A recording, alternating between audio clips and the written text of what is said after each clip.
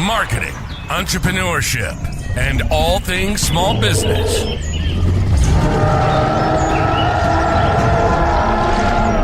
You're listening to the Jurassic Marketing's Triceratops. Now, here's your host, Justin Miller. We're getting close to that milestone, Kevin. 100. We need an emoji just for our show. 100th episode. What would happen if we killed it right before 100? You think there'd be a revolt or something? The dinosaurs might go crazy. The dinosaurs might not like it if they go extinct after episode 99. Nope. Episode 99, that's what we got today. That's crazy. 100 will be some sort of celebration. I don't know what we'll... Maybe we should give away some prizes on episode 100. That'd be a good idea. I mean, your prizes to give away. Not going to cost me anything. How long have we been... How many years has it taken to get to 99? It's best not to ask questions like we that. Don't want to know. We don't want to know. More than 2? Oh, yeah. Yeah, it's at least that. Yeah, the first episodes were filmed pretty quickly after we got in this office, I thought. And we've been in this building 5 years, I think. Is it? Wow, all right. Yeah. Yeah, your office is where the first studio was. Right. Yeah. Then it was a conference room, Yep. and now it's my office again. I'm thinking of making it back into a conference room and just not having an office, but I digress. Hey, we actually work in here. This could be your office. No one will know where you're at. It'd be very dramatic. That's right. Exactly. Step into my office. Hold on. Let me turn the lights on. Yeah. Highly dramatic lighting. No, we are talking about sales friction today. So I was doing some training with our team today, and we were doing call reviews and consult reviews, watching the recordings back. I bet salespeople love when that happens. They're just like, oh. I mean, like the sporting people like it, right? If you're confident in your abilities and you're good at what you do, no one likes to be critiqued or criticized. But if you can take it and run with it and get better at it, then I think the longer you get that constructive criticism, the easier it is to take.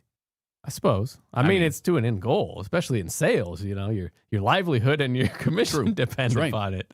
You want to make more money? Listen up. Yeah, so it got me thinking, and I can give some of the examples of specifically here, but we were putting a lot of things in the way of actually making the sale, a lot of sales friction. So we were adding steps that had to occur before our goal occurred to no other purpose other than adding friction to that process. All those steps needed to occur, but not then. So friction is on the sales end? We're not talking about friction necessarily being on the buyer's end. This is on the person trying to make the sale? Well, it's both. It's probably not perceived by the buyer. Okay.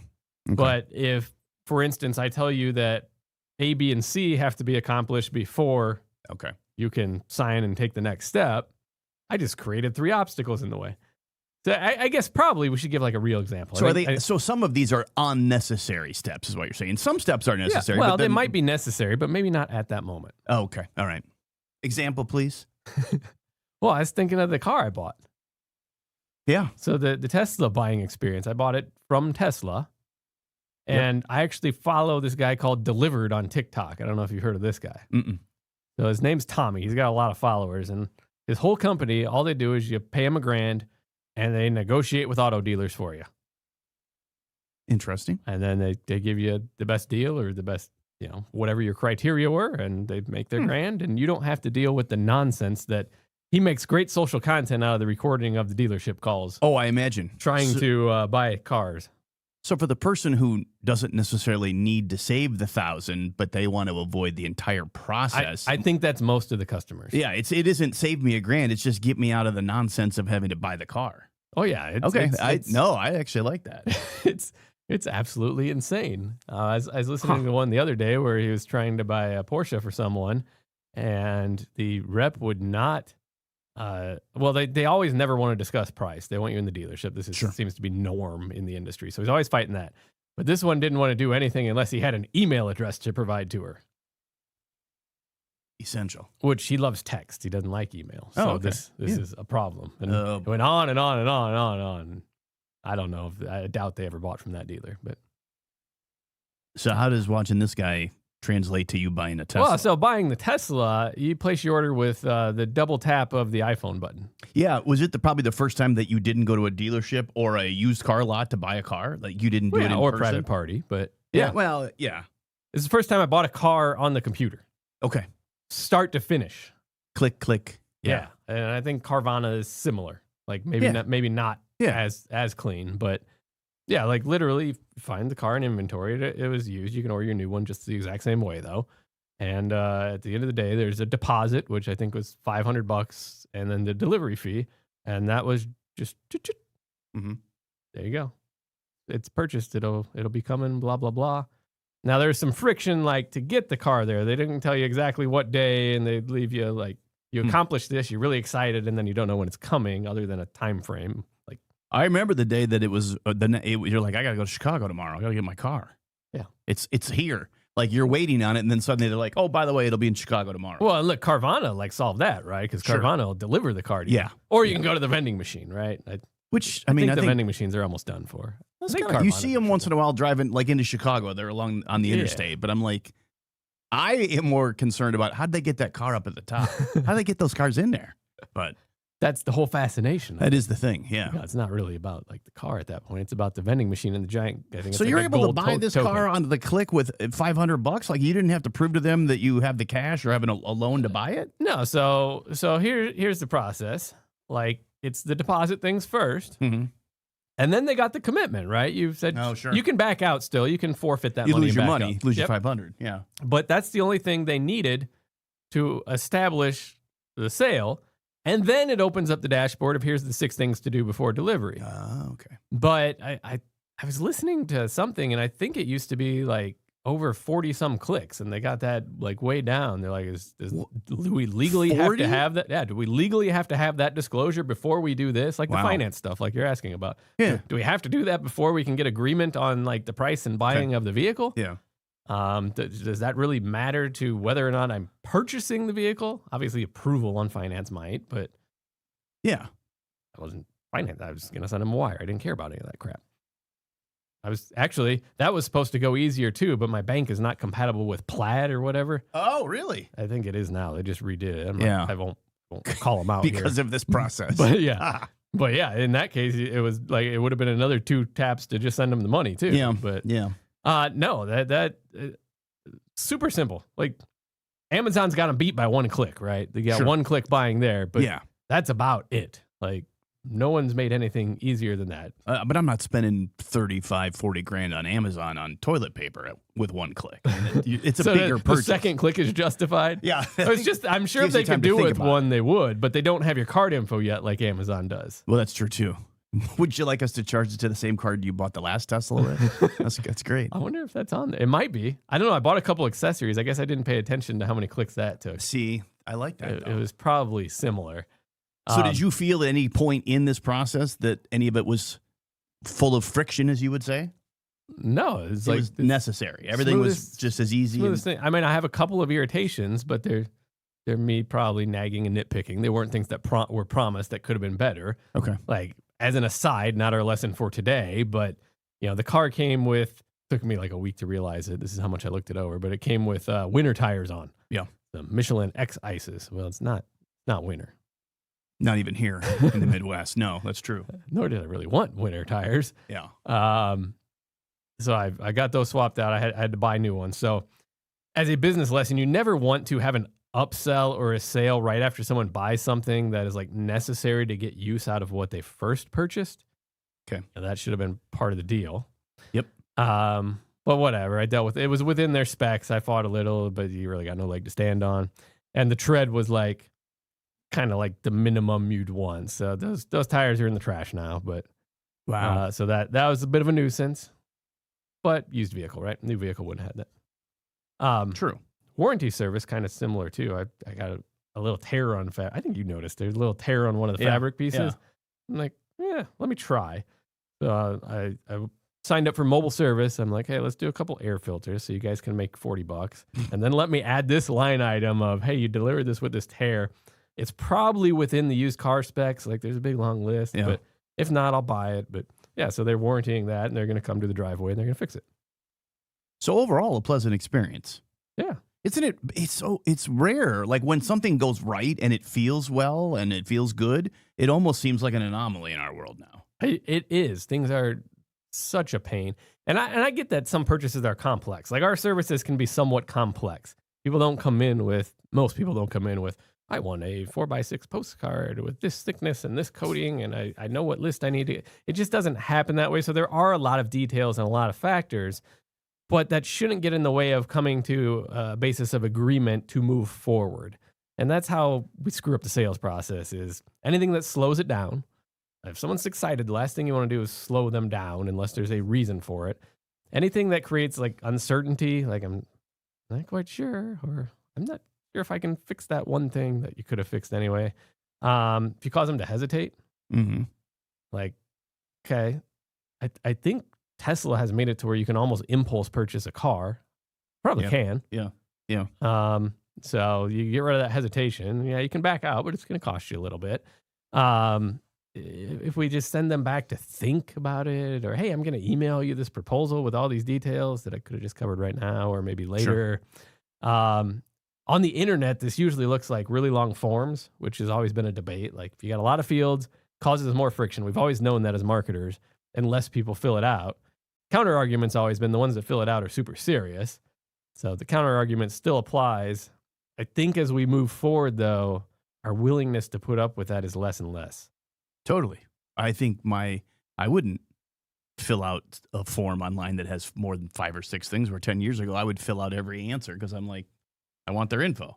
Yeah. And now I want through it as quick as possible. Yeah. Well, or I want it to auto-populate because it's saved in my phone. Oh, that's the other one, speed, right? Anything that picks up speed. And search engine rankings used to have something to do with load times. I'm sure they still do. Sure. I'm not deep in the digital field anymore, but, they don't want to send you somewhere that you're going to sit there and wait 2 seconds for it to load. You have to fill your address in. People want the autofill where I type in the numbers and a little bit of the street. No, here's the 4 across the United States that could match. Click one. That's a big deal. But yeah, like the confused mind never buys, friction never buys. I think they got it nailed. I think Tesla has it nailed. And another example I was hearing the other day is Jesse. What's Jesse's last name? I don't know. Jesse, the owner of Savannah Bananas. Oh, sure. Yeah. And they were doing kind of the same thing with purchasing. And he teaches this when he does some keynotes. He does speaking now, We need to get him in the podcast here. That'd be good. With his yellow suit. He's got the yellow. I saw a post the other day. I mean, you think the red is flashy. He was like, Spirit Airlines has a lot of yellow planes available right now. There's a lot to... that's true. So all the fans are going off. I'd fly Banana Airlines. Yeah, I don't think it's going to happen. But why divest yourself from a great thing with something that may not work? I mean, it's like just to promote, No, but he's going to promote. Like he knew that people would jump on that. It has become like a cultural phenomenon. I love baseball. But to me, it's like watching minor league baseball. You go for the promotions and the fun. It's not really. They're going to be in Iowa City here at the University of Iowa. Go for the carnival rides? Well, that's true. Go for the Ferris wheel rides over and over. Only on the nights where you can ride for free for $15. That's the best time. Because then I don't have to listen to. Did they just convince you $15 was free? Dad, I need more money. It's way more cost effective than giving your kid $5 every 2 innings. Hey, Dad, I'm out of money. What? I'm out of beer. What are we doing here? Yeah, so like the Savannah Bananas fixed like the post-purchase experience. I think they have the purchase experience down too. Like he's really fought and been vocal against like Ticketmaster and Live Nation and all that, and they have their platform kind of on lockdown to where he hates resale. Yep. They have an official way to do that, and he's fighting that system, which is much larger than him. But we put on our other hat, and the fulfillment of a service or product should be fun as well. So at Jurassic Marketing, we have spent a lot of time putting the dinosaur fun into the delivery of our product and our service. And we have a client success manager whose job is, yes, to get you to results, but make sure that the process is good as well. And I think a lot of business owners ignore what happens after people agree to buy. When we go to the Savannah Bananas, they've reinvented the whole dang game. Like, have you been to one? I haven't. I'm excited to go watch it. Are you going to the one in Iowa City? Yeah. Okay. No, I'm not. But I just want to see it. Exactly. Just to see it. And I'm sure when I'm done with it, I'll be like, okay, now I've seen it.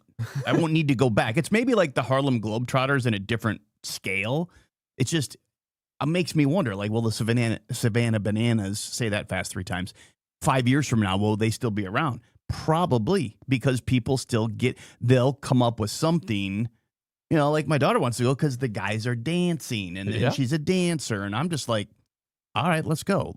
How much of the tickets are? I mean, they're like $77 for 2 seats that I wouldn't pay $77 for to watch a football game there. And they're hard to get. They are hard to get. That's true. Like, I don't know how Iowa City sold. They probably sold out, but Because elsewhere it's near impossible. I only got tickets because I'm a football season ticket holder and I had first access. Otherwise, I probably wouldn't be able to get them. Yeah, I don't have any, but maybe we should take like a staff trip there. So you're telling me that if I try to resell them on StubHub, I'm going to get blocked? Yeah, you can't resell. Can't do that. No, only through their platform at Face. That's so anti-American. It's like the World Cup tickets right now. That debacle going on. Talk about friction. Well, absolutely. Well, yes, the cost, the hassle, and then even it trickles down to where the local municipality is like, well, we can charge $100 for a bus ride from the airport to the venue. I mean, it has gotten completely out of hand in that respect.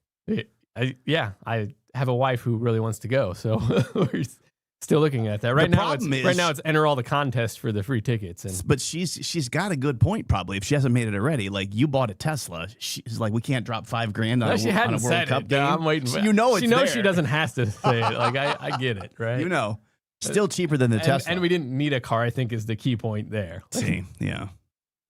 But back to baseball. So some fan things from researching this, and you'll have to come back and say which ones are true or not. But no parking fees. Mm-hmm. So I think that's true in Iowa City. Either way, I could be wrong. There are some paid parking things. So okay. that's if that's the case, that's $20-$30. Food included with tickets. That's pretty cool too. You get a hot dog, get a burger, a Pepsi or whatever. That's like $30 worth of. It is. And if you want to go back, that's true. And those kind of things, that all inclusive, it takes all of the so then it makes the $77 ticket a little more palatable when I'm like, oh, we're going to be able to eat. Well, yeah, and I didn't even realize that. I didn't even realize that. Well, this could be like fake research of mine, but that's what it says. Great. I mean, the game rules have changed, right? Faster paced games, all that stuff. Yep. Unlike the Harlem Globetrotters, like when they bring up a celebrity or something for Savannah Bananas and say they're up to bat, like they do play against them difficult and try and strike them out. That's true. It's not staged. They're known for that. Yep. But yeah, it's faster paced, like all the stuff. And even MLB's had been forced to put the clock in now because, it was a complaint. It just makes the game faster. But yeah, it's entertaining. It's almost like a theater production. It's very well choreographed. It is. Which I can't imagine how much downtime and practice there is when you really watch it. And now there are like a half a dozen competitive teams, like teams I've never heard of. Like suddenly I'm like the Asheville River Otters or whatever. I'm like, oh, they're in the Savannah Banana League. It's like, it's crazy how, because they got to have teams to play against. You can't just bring the same team on the road, all the time. Well, like, you can, but I mean, the Globetrotters. Can you imagine being on the Washington Generals that like every game you've ever played, you lose? I think the Bananas actually have, people know the players though. Yeah. So that doesn't work because you can't swap back and forth between A team, B team. That's true. Yeah. But yeah, they have focused mainly on the experience. He's a genius marketer too. He is. But their focus has always been on make the experience good, create the stories. People will tell the stories like we are right now. And it results in these giant wait lists and filled stadiums for something that never existed before. And pretty cool. And if you try and switch that to like the business hat, when people want to improve business performance, they tend to run more ads. Put more funnels in play, add more automation, all that stuff, and don't really focus on the friction of all those processes, all the steps, everything that's in the way. And yes, my Dan Kennedy followers right now are saying, but sometimes we intentionally delay the sale. And I get it, but overall, we need to keep that as friction-free as possible. By the time like we're aware of a lead these days, they've usually already done their homework. Yes. They kind of already know what they want and what they want. Yeah. So if like we're putting steps in the way at that point, I don't know. I mean, I get pretty irritated when things don't go smoothly. When you're trying to buy a Labubu? That went smooth, actually. That was another one. We that were was a little late smooth. to that. But yeah. I mean, like the tire appointment I went to, they were 10 minutes behind. That annoyed me. I had to make an appointment. Like, not if I walked in, I get it. Yeah. I get that. Whatever. All right, let's talk about specifically in businesses where friction can be created. And it's in all phases. So on the marketing side, usually on the marketing side, it's confusion. Okay. So mixed messaging, weak messaging. If your prospective buyer can't figure out whether or not what you're selling is for them, it creates massive friction. So you need to tell that story up front, make it very clear that you understand the prospect, this service is for them, and that they should move forward with whatever the next clear step is, which clear call to action is always ignored as well, or too many choices. Like we have that problem here. Like there are 30 services and 10 variants on each of them. I can't tell you about all of them without losing you as a prospective client. I need to keep it simple, hone in on what works, and here's what we recommend. And if you want to change and explore the other ones, that's fine. But we have people calling all the time that it's kind of like, what can you do for me? It's the wrong question. Yeah. Like, what are you trying to accomplish? Let's focus that down for you. Makes sense. What can we do is difficult. It's a lot.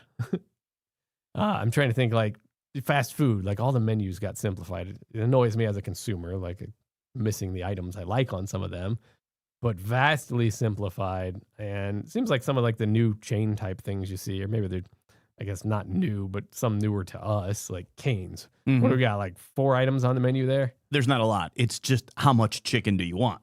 It's do you want this or do you want this? You're right. There isn't like, do you want deep fried chicken? Do you want regular chicken? Do you want southern fried?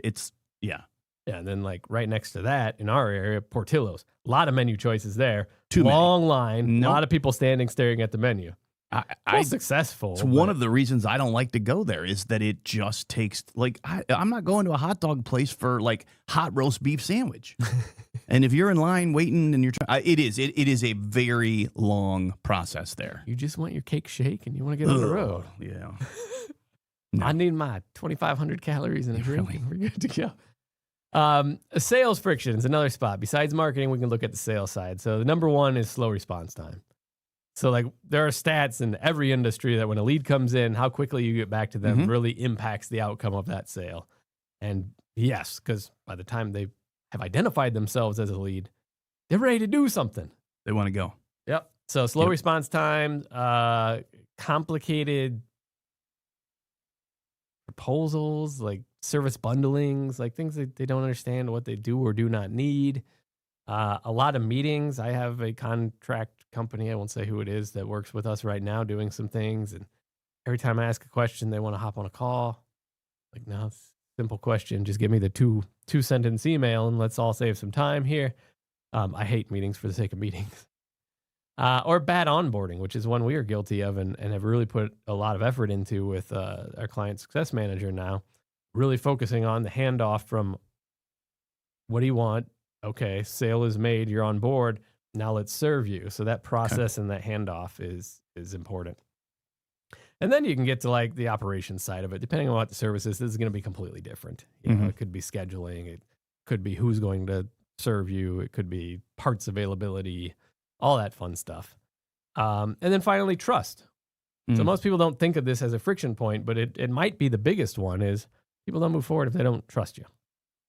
This is where referrals are so nice, right? Because you get the trust out the gate. But if there's no proof, you don't have that authority positioning, even branding to extent, if that is serving against you, it's a problem. Or guarantees can help with trust as well. I learned that from you for sure. At least in the entertainment business, the guarantee, if you get to the end of the line and you are significantly more expensive, even if you're more experienced, that guarantee, we still use the exact same guarantee and the method and the writing that you did 15 years ago. And because it works. Yeah. It works almost every time when you get to the point where it's like, what do I need to do to close this person? Hey, don't forget, we're going to give you this money back guarantee based on this, this, and this. And it's kind of hard to be, it eliminates those last few objections of whatever. Yeah. And we have a guarantee here on time or it's free. There are some sub bullets, and pretty much any time it's not on time, it was because the client failed to do their part. So we had to make sure to put that in there. Sure. But it says, we're going to do what we were supposed to do.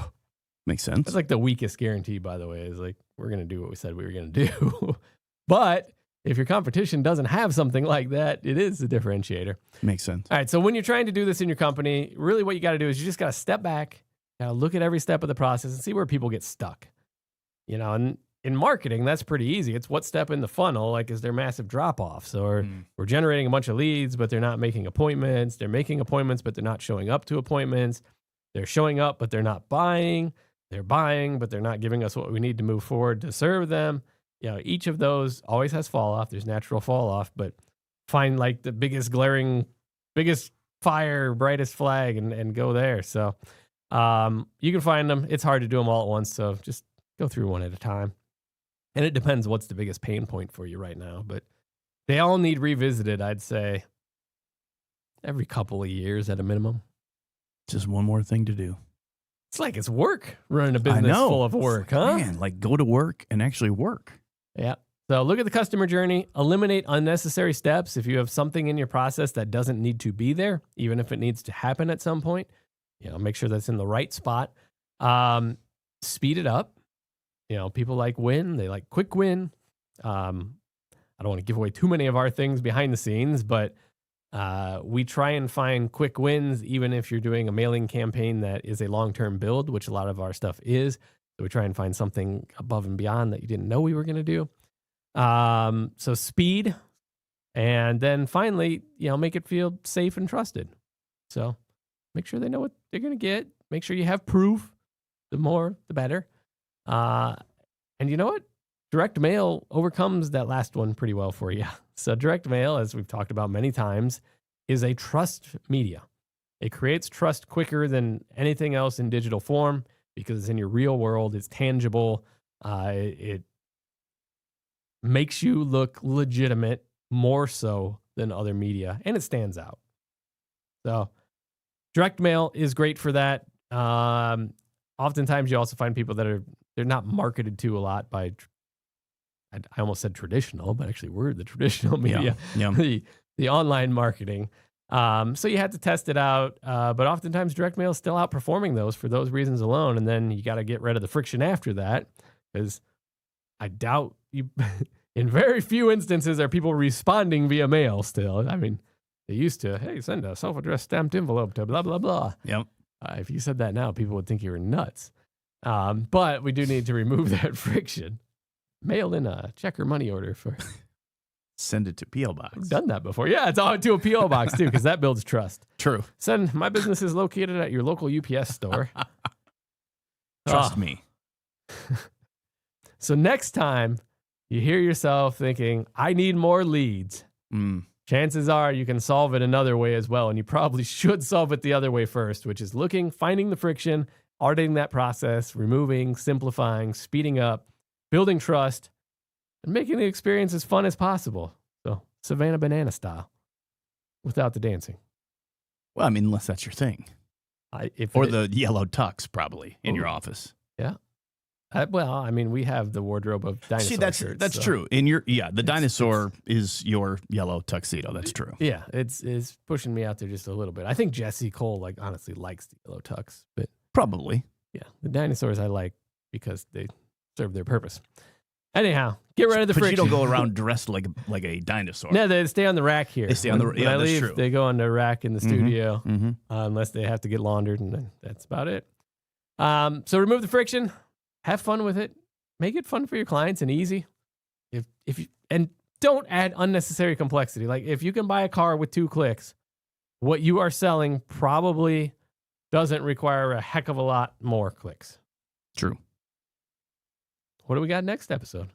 We got the celebration. That's right. The centennial? Yes. Centennial. Yeah. America may be 250. We're just 100.